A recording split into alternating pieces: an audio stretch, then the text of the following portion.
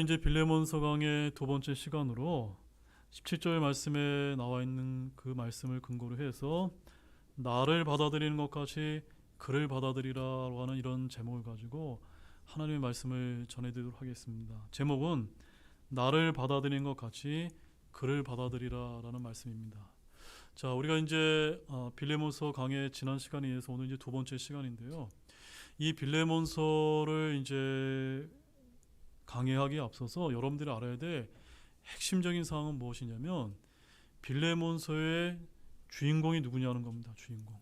여기는 세 명의 아주 중요한 인물이 나오는데 첫 번째 인물은 이 편지의 수신자인 빌레몬이 나오고 이 편지를 쓴 바울이 나오고 그 다음에 이 편지를 가지고 가는 오네시모가 나옵니다. 그런데 빌레몬과 바울과 오네시모는 바로 하나님 아버지와 아들 하나님이신 예수 그리스도와 죄인인 저와 여러분을 각각 예표한다는 것을 여러분들이 아실 필요가 있습니다. 사도 바울이 쓴 여러 서신 중에 대부분은 다 교회를 위해 쓰신 서신이었지만 이 편지만큼은 빌레몬 개인에게 쓴 개인 서신인데 바로 이 편지 안에는 하나님의 놀라운 이런 신비가 이제 그려져 있는 것입니다. 바로 아버지 하나님을 예표하는 빌레몬이 있고 아들 하나님이신 예수 그리스도를 예표하는 사도 바울이 있고 저와 여러분과 같은 죄인인 오네시모가 있는 것입니다. 이 세 인물을 여러분들이 각각 어떤 인물들을 상징하는지 잘 기억하시면서 이 말씀을 들을 때 여러분의 은혜가 넘치기를 진실로 원합니다. 자, 사도 바울은 빌레몬에게 오네시모를 위해 이 편지를 썼으며 오네시모는 로마의 감옥에서 바울을 만났고 바울은 그에게 이제 복음을 전하게 되었습니다. 그래서 본문 10절 말씀에 가보게 되면 사도 바울이 이렇게 얘기합니다. 내가 결박된 가운데 나의 아들 오네시모라고 하는 이 말은 그가 옥중에서 복음을 전해 낳은 오네시모를 얼마나 소중히 여겼는지를 잘 보여주고 있는 그런 말씀이 아닐 수가 없습니다. 이처럼 사도 바울은 그의 스승이 아니라 복음으로 낳은 그의 영적 아버지였던 것입니다. 그래서 고린도전서 4장 15절 말씀에 가보게 되면 이런 말씀이 이제 기록이 되어 있습니다. 그리스도 안에서 너희에게 만명의 스승이 있다 해도 아버지는 많지 아니하니 그리스도 예수님 안에서 복음을 통해 내가 너희를 낳았기 때문이라 라고 이렇게 되어 있습니다. 사랑하는 여러분, 여러분도 복음을 전함으로 인해 누군가를 거듭나게 했다면 마찬가지로 여러분은 누가 되는 것입니까? 영적 아버지가 이제 되는 것입니다. 옥중에서 죄수들을 돌봤던 요셉과 같이 바울도 감옥에서 결박당한 채 있었지만 그는 복음을 전했고 오네시모와 같은 구령의 열매를 맺었던 것입니다. 그래서 10절에 오네시모를 위해라고 하는 이 말은 마치 자식을 향한 아버지의 사랑을 그대로 보여주는 그런 말씀이 아닐 수가 없습니다. 도망간 노예를 위해 누군가에게 부탁을 한다는 것은 인간적으로는 일적으로 볼 때는 그렇게 쉬운 일이 결코 아닙니다. 그러나 사도 바울은 그를 변호하고 그를 위해 간청했으며 이 편지를 써주었다는 점입니다. 자, 이와 마찬가지로 우리 예수님께서도 죄인이었던 저와 여러분을 위해 십자가에서 죽으시고 복음으로 우리를 낳으셨으며 우리를 위해 하늘에서 중보하고 변호하시는 분이라는 사실 여러분 알고 계십니까? 또한 우리를 위해서 모든 것을 아끼지 아니하시고 도우시고 계시다는 사실을 여러분 믿으십니까? 바로 사도 바울이 지금 여기서 그런 예수님의 그런 모습을 예표적으로 지금 보여주고 있는 것입니다. 자, 이러한 내용이 담긴 본문을 우리 그럼 지금부터 한 구절씩 한번 보도록 하겠습니다. 11절 말씀 다시 한번 읽어보도록 하겠습니다. 그가 지나간 때에는 내게 무익하였으나 이제는 너와 내게 유익함으로. 자, 빌레몬에게 오네시모는 어떠한 종이었습니까? 원래는 무익한 종이요 불의한 종이었습니다. 왜냐하면 오네시모는 주인을 배신하고 도망간 자였기 때문에 아무 쓸모없는 그런 종이었던 것입니다. 그래서 그를 잡아들이거나 당국에 고발해서 법정에 세울 수도 있었습니다. 도망간 오네시모가 로마에서 무슨 죄를 지었는지 잡혀서 감옥에 들어갔다면 빌레몬은 당연히 통쾌할 수도 있었습니다. 하지만 그런 감정과 생각은 육신에서 나오는 것들입니다. 바울은 오네시모가 전에는 빌레몬에게 무익한 자였다는 사실을 인정하고 있는데 이제는 그가 어떤 사람이 되었습니까? 빌레몬이나 바울에게 유익한 사람이 되었다라고 그렇게 지금 간청을 이제 하고 있는 것입니다. 여러분, 일반적으로 사람은 어떻습니까? 잘 변화됩니까? 안 됩니까? 사람은 잘 변하지 않습니다. 전에 우리에게 무익했던 사람은 아무리 많은 세월이 지나도 여전히 무익한 사람일 때가 대부분이지 않습니까? 전에는 무익했는데 지금은 유익한 사람이 되었다면 이는 정말로 깜짝 놀랄 만한 일이 아닙니까? 그런데 다른 누구도 아닌 바울이 친히 오네시모의 변화된 사실을 입증해주고 있다는 점입니다. 우리 모두도 오네시모처럼 전에는 어떤 사람이었습니까? 하나님께 무익한 사람이요, 더럽고 사악한 죄인이었으며 불법으로 가적하고 부정한 물건 같은 그런 사람이 아니었습니까? 그런데 하늘에 계신 주 예수 그리스도께서 저와 여러분을 일컬어서 이제는 유익하다라고 말씀하고 계심을 여러분 믿으십니까? 네, 세상 사람들은 인정하지 않지만 하늘에서 중보하고 계신 우리 주님께서는 구원받은 여러분 한 사람 한 사람을 유익한 자다라고 증언하고 계심을 믿으시기 바랍니다. 왜냐하면 예수 그리스도의 복음으로 저와 여러분이 다시 태어났기 때문입니다. 이처럼 복음은 사람을 변화시키는 하나님의 권능이요 지혜임을 아시기를 바랍니다. 자, 그렇다면 우리는 이제부터 전에는 우리가 어떤 자였고 지금은 어떤 자인지 분명한 변화를 보여주고 입증할 수 있도록 노력해야만 됩니다. 성경은 우리가 전에는 어떠했고 지금은 어떠한지를 우리에게 분명하게 일러주고 있습니다. 자, 디모데전서 1장 13절 말씀 한번 찾아보시기 바랍니다. 디모데전서 1장 13절 말씀에 사도 바울이 전에는 자기가 어떤 사람이었는지를 여기서 소개를 하고 있습니다. 디모데전서 1장 13절 말씀 함께 읽겠습니다. 내가 전에는 신성모독하는 자요 핍박하는 자요 해를 끼치는 자였으나 오히려 긍휼을 얻었으니 내가 믿지 아니하는 가운데 알지 못하고 그것을 하였기 때문이라. 사도 바울은 긍휼을 입은 죄인들과 후에 믿게 될 사람들을 위한 하나님의 오래 참으심과 긍휼의 본보기입니다. 전에는 바울이 어떠한 자였습니까? 신성모독하는 자였고 핍박하는 자였으며 해를 끼치는 자였습니다. 이것은 우리 자신의 초상화가 아닙니까? 전에 우리도 이런 자가 아니었습니까? 그러나 어떻게 되었습니까? 지금은 저와 여러분이 하나님의 긍휼을 얻었다는 점입니다. 그래서 베드로전서 2장 15절 말씀에 가보게 되면은 너희가 전에는 길 잃은 양 같았으나 지금은 너희 혼의 목자여 감독이신 분께 돌아왔느니라 라고 말씀을 하고 있는 것입니다. 전에는 우리가 어떤 자였습니까? 길 잃은 양 같았다는 점입니다. 지금도 수많은 철학자들과 종교인들이 도를 찾아서 길을 찾는다면서 구도자를 찾고 있지 않습니까? 그러나 우리는 길을 찾는 구도자가 아니라 이미 그 길을 알고 있고 그것을 믿고 있으며 그 위에서 걷고 있으며 그 길을 선포하는 전도자가 되어야 되는 것입니다. 전에는 잃어버린 자였지만 지금은 주님께로 돌아오지 않았습니까? 여러분 로마서 11장 30절 말씀도 찾아보십시오. 로마서 11장 30절 말씀입니다. 로마서 11장 30절에는 또 어떻게 고백을 하고 있을까요? 함께 읽겠습니다. 너희가 지나간 때에는 하나님을 믿지 아니하였으나 이제는 그들의 믿지 아니함을 통해 긍휼을 얻었듯이. 지나간 때는, 이제는, 전에는, 현재는 이와 같이 과거와 현재의 이런 삶이 달라야 된다고 말씀을 하고 있는 것입니다. 전에는 불신자였습니다. 그러나 지금은 긍휼을 얻었습니다. 맞습니까, 여러분? 과거의 현재가 완전히 다른 사람이 그리스도인인 것입니다.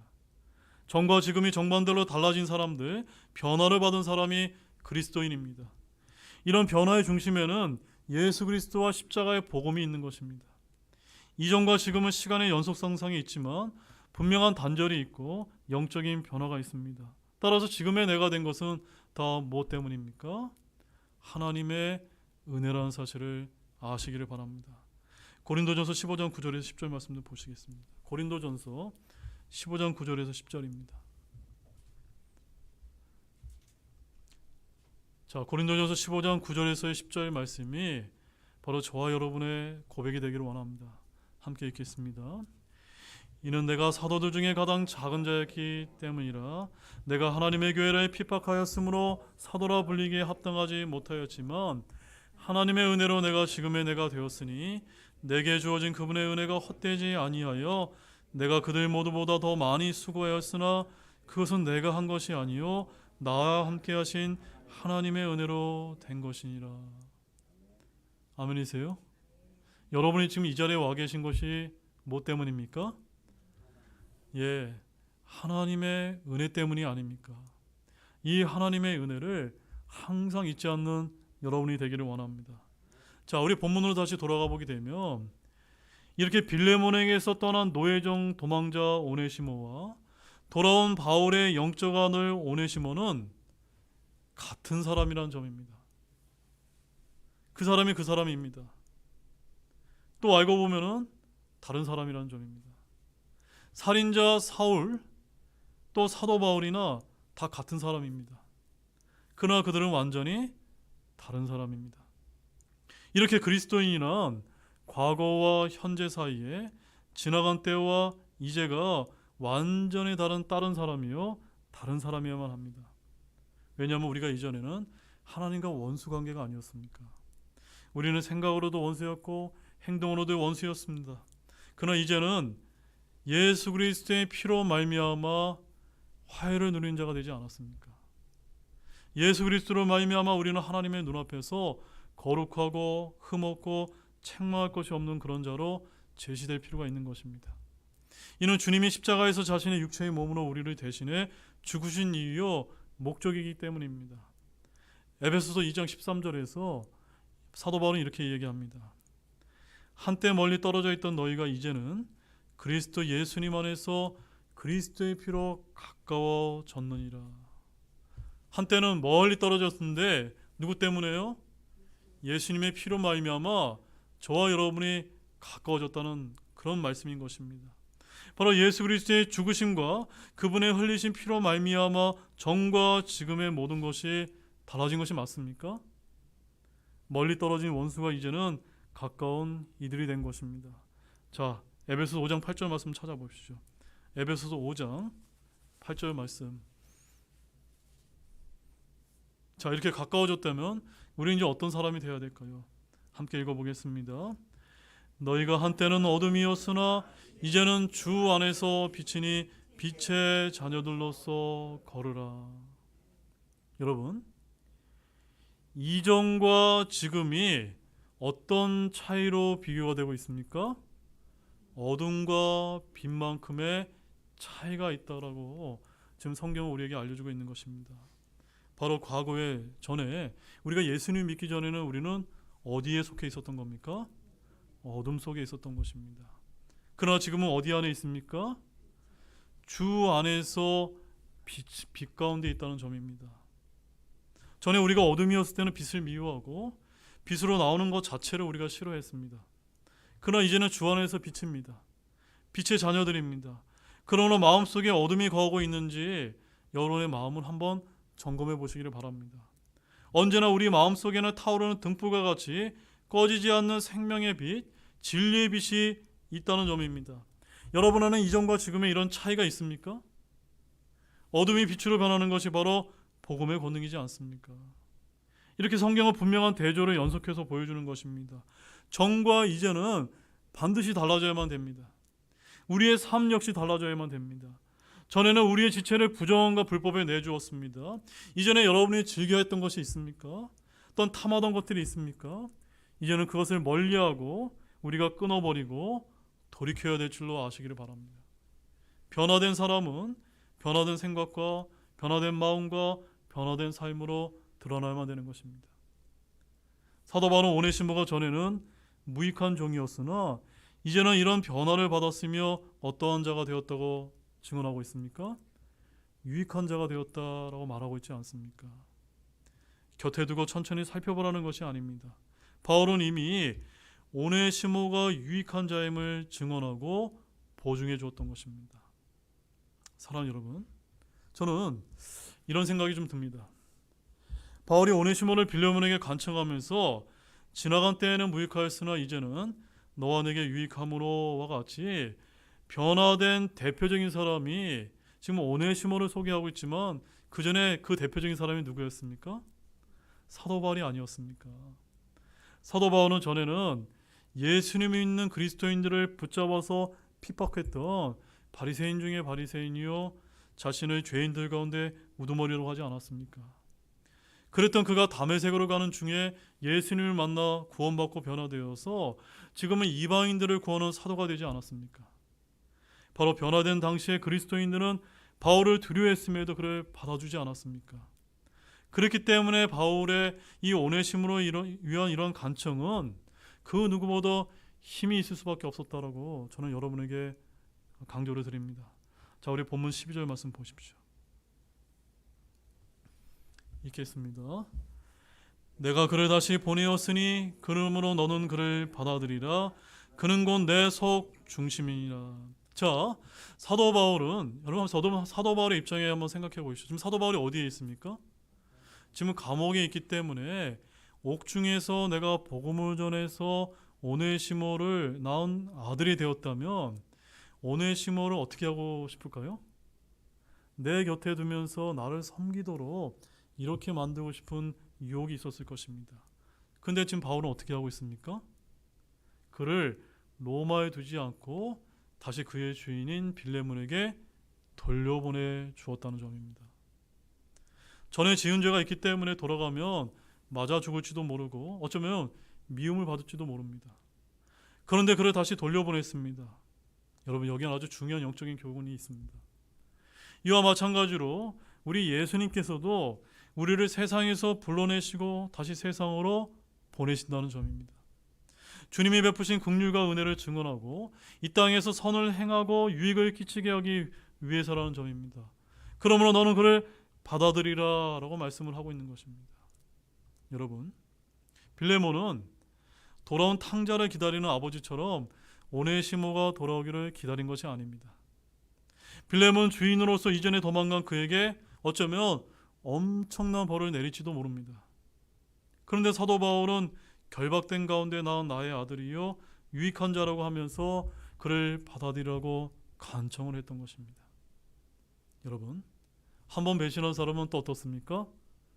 또 배신하지 않습니까? 하지만 이런 이야기는 우리 그리스도인들에게는 해당되지 않는 그런 말씀입니다. 그리스도의 복음은 이와 정반대라는 사실을 여러분 알고 계십니까? 이전에 나에게 해를 끼치고 무익했던 사람이라도 그가 회개하고 변화를 받았다면 우리는 어떻게 해야만 됩니까? 그 모습 그대로 있는 그대로 받아줘야만 됩니다. 바나바는 교회의 핍박자여 살인자였던 바울을 받아주었습니다. 바울도 마가를 받아주었습니다. 또는 아버지는 유산을 미리 받아 집을 나가 모두 다 써버린 탕자를 받아주지 않았습니까? 로마서 15장 7절 말씀 한번 찾아보시죠. 로마서 15장 7절 말씀입니다. 거기서 주님께서 우리에게 어떤 명령을 하고 계신지 우리 잘 보시기를 바랍니다. 함께 읽겠습니다. 이러므로 그리스도께서 하나님의 영광을 위해 우리를 받아들이신 것 같이 너희도 서로를 받아들이라. 아멘이세요? 네. 하나님의 영광을 위해서 서로를 받아주실 수 있는 그런 저와 여러분이 되기를 원합니다. 특별히 내가 사랑하고 싶은 사람만을 바라주는 것이 아니라 회개하고 나와 같은 그런 형제가 되었다면 그 전에 어떤 과거를 지녔든지 그를 형제요 자매로 서로를 받아줄 수 있는 그런 저와 여러분이 되기를 원합니다. 물론 우리는 이단에 속한 자들은 한두 번 훈계한 뒤에 물리쳐야만 됩니다. 또 어떤 사람이 잘못된 교리를 가져왔다면 집에 받아들이지 말아야만 되고, 교회 내 질서를 어지럽히는 자는 분리하라는 말씀을 저와 여러분이 잘 알고 있습니다. 하지만 더 중요한 기본 원칙이 무엇인지 압니까? 그것은 그 사람이 반드시 회개했다면 우리는 어떻게 하면 됩니까? 받아들이기만 하면 됩니다. 이것이 바로 기독교의 위대한 정신인 것입니다. 또한 사도 바울은 오네시모에 대해서 뭐라고 표현하고 있습니까? 그는 곧 내 속 중심이니라. 무슨 뜻입니까? 내 속마음을 가장 잘 알고 있는, 신뢰할 만한 사람, 요긴한 사람이라는 그런 뜻인 것입니다. 바울은 오네시모를 내 속 중심과 같은 자라고 불렀습니다. 오네시모는 비록 감옥에서 거듭난 도망자 노예 출신이지만 거듭난 후에 사도 바울이 신뢰하고 속중심이라 부를 만큼 변화를 받은 사람, 유익한 사람이 되었던 것입니다. 13절 말씀 보십시오.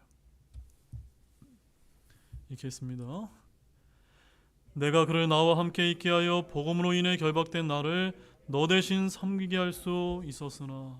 자, 바울은 자신의 편의를 위해서 오네시모를 돌려보내지 않고 자신의 곁에 두고 옥중에 있는 자신을 섬기게 할 수도 있었습니다. 빌레몬을 대신해서 오네시모의 섬김을 받을 수도 있었지만 결코 그렇게 하지 않았습니다. 왜냐하면 오네시모는 누구의 종이었기 때문입니까? 원래 빌레몬의 이제 종이었기 때문입니다. 또한 그의 재산인데 허락도 없이 자신을 섬기게 하면 그것은 일종의 도둑질인 것이기 때문입니다. 여러분, 사람들이 남의 물건을 훔치는 것 외에도 도둑질을 하는 예는 많이 있다는 것을 여러분 알고 계십니까? 다른 사람의 권리와 기회를 빼앗는 것도 무엇입니까? 도둑질입니다. 다른 사람의 시간을 뺏는 것도 도둑질입니다. 예를 들어서 백성들에게 인기를 끌기 위해서 이런저런 일을 했던 압살롬을 일컬어서 성경은 뭐라고 얘기하냐면 백성들의 마음을 훔쳤다라고 성경은 증언합니다.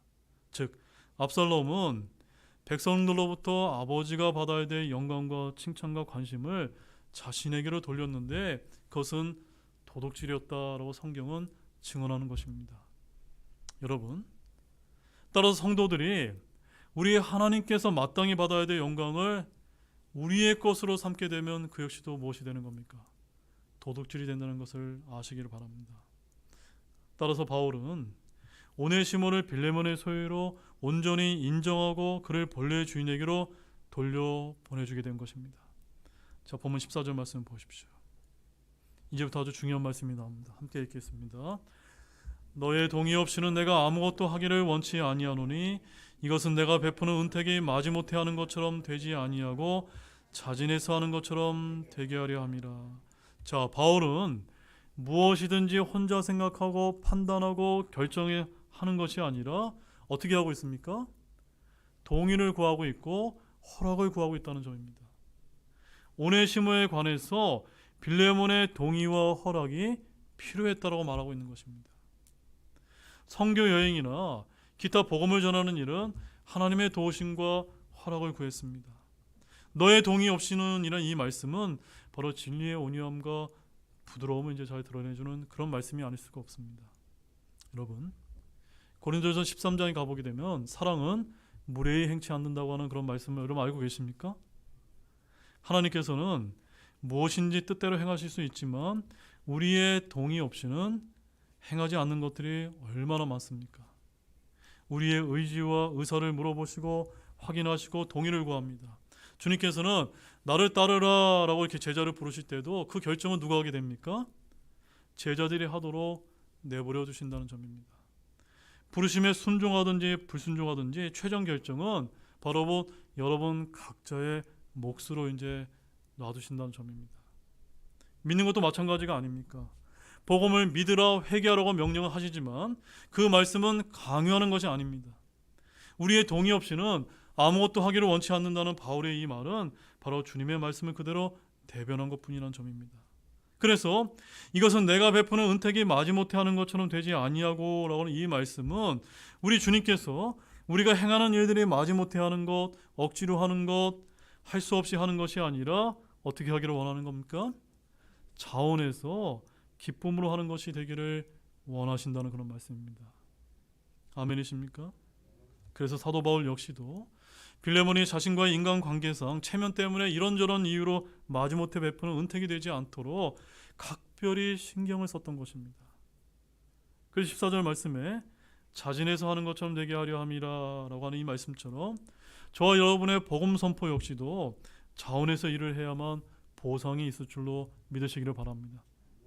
구제를 할 때, 남을 돕고 구제를 할 때도 어떻게 해야만 됩니까? 자원해서 해야 되는 것입니다.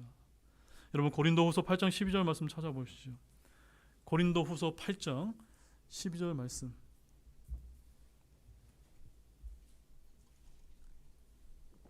자, 고린도후서 8장 12절에 우리 주님께서 어떠한 것을 받으시는지를 한번 보시기를 원합니다. 자, 잘 주목해서 한번 보시기 바랍니다. 함께 읽겠습니다.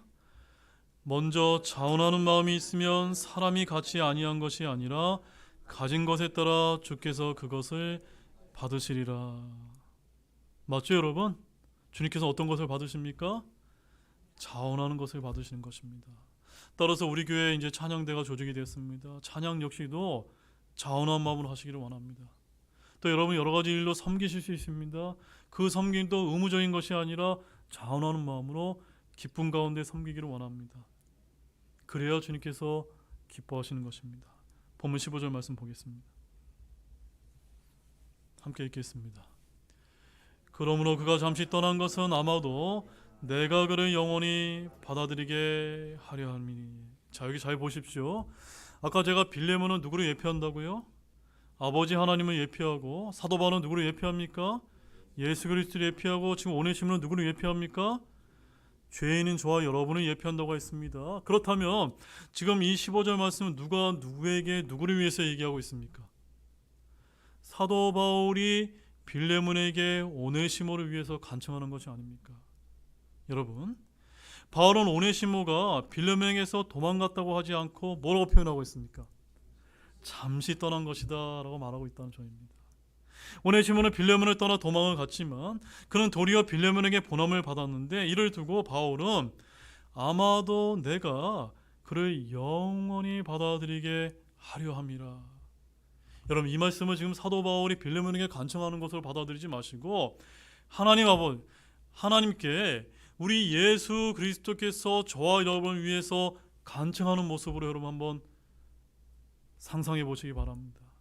바로 여러분을 위해서, 과거에는 아무것도 아니었, 무익했던 저와 여러분을 위해서 예수님께서 하늘 아버지께 주님, 누구누구가 지금은 이런 자가 되었습니다. 유익한 자가 되었습니다. 그를 받아주세요. 그를 영원히 받아주세요 라고 지금 말하고 있다는 것을 여러분 보이십니까, 여러분? 바로 하나님을 떠난 죄인들이 회심하여 다시 하나님께 돌아갈 때는 이전의 죄를 물으시는 것이 아니라 어떻게 받아주시는 겁니까? 영원히 받아주신다고 하는 그런 예표적인 복음의 그림이 여러분 보이십니까? 이제는 아버지께, 하나님께 영원히 받아들여지게 되게 될 것입니다. 여러분이 예수님 믿고 구원받았다면 영원히 안전하다는 사실을 믿으시기를 바랍니다. 본문 16절 말씀 보십시오. 읽겠습니다. 이제는 종으로서가 아니요 오히려 종 이상의 사랑하는 형제로서이다. 특별히 내게 그러한데 내게는 육신 안에서나 주 안에서나 얼마나 더 많이 그러하겠느냐. 자, 전에는 어떤 관계였습니까? 주인과 종의 관계였는데 이제 어떤 관계가 된 겁니까?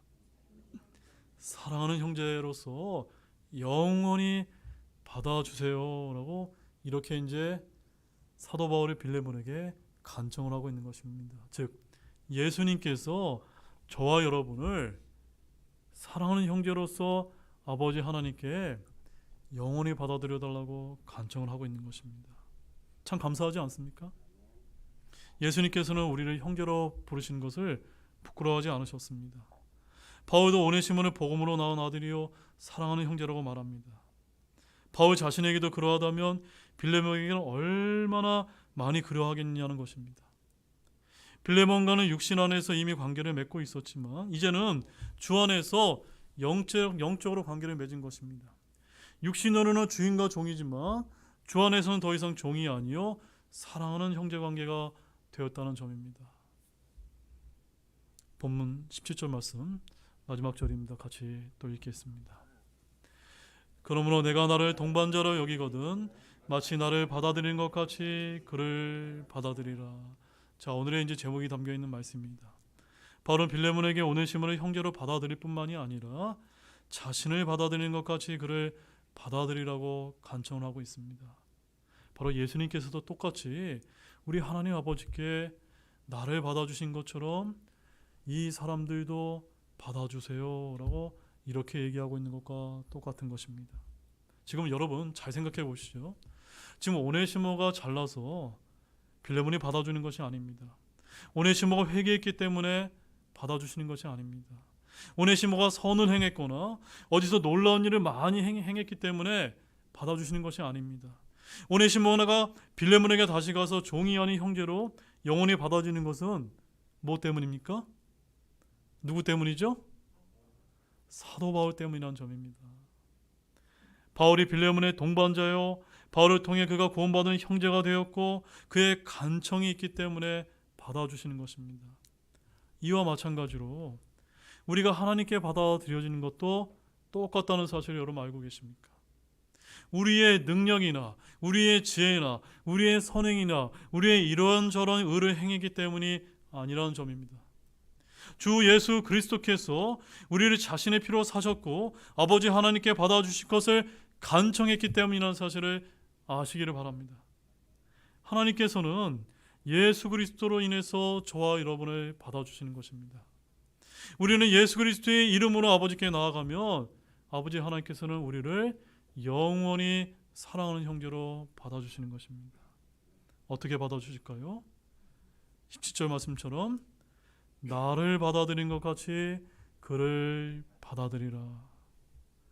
바로 오네시모를 자신과 동등하게 받아줄 것을 간청하고 있습니다. 이전보다 아까 나은 대우가 아닙니다. 빌레몬이 바울을 극진히 사랑하고 존경하고 그의 말이라면 무엇이든 들어줄 만한 사람인데 이제는 한때 그의 종이었고 도망간 종을 그렇게 받아들이라는 것입니다.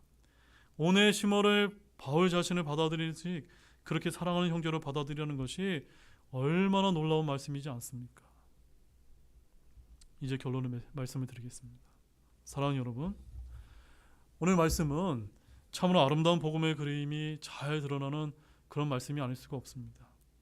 하나님께서 우리를 어떻게 받아들이시는지 바울의 오네시모를 위한 간청을 통해 한번 곰곰이 한번 생각을 한번 해보시기를 바랍니다. 바울은 예수 그리스도의 모형이고 오네시모는 죄인인 저와 여러분의 모형이 아닙니까? 즉 우리는 자신의 아들 예수 그리스도와 같이 주께 받아들여지는 것입니다. 우리는 더 이상 종으로서가 아니라 약간 나은 대우를 받는 것이 아니라 마치 예수 그리스도를 받아들이는 것처럼 우리를 영원히 받아주신다는 점입니다. 이것이 복음이요, 이것이 긍휼이요 하나님의 은혜라는 사실을 믿으시기 바랍니다. 이 은혜를 여러분 하늘나라에 갈 때까지 마음속에 잘 간직하시고 살아가시는 모두가 되시기를 우리 주 예수님의 이름으로 간절히 축원합니다. 기도가 마치겠습니다.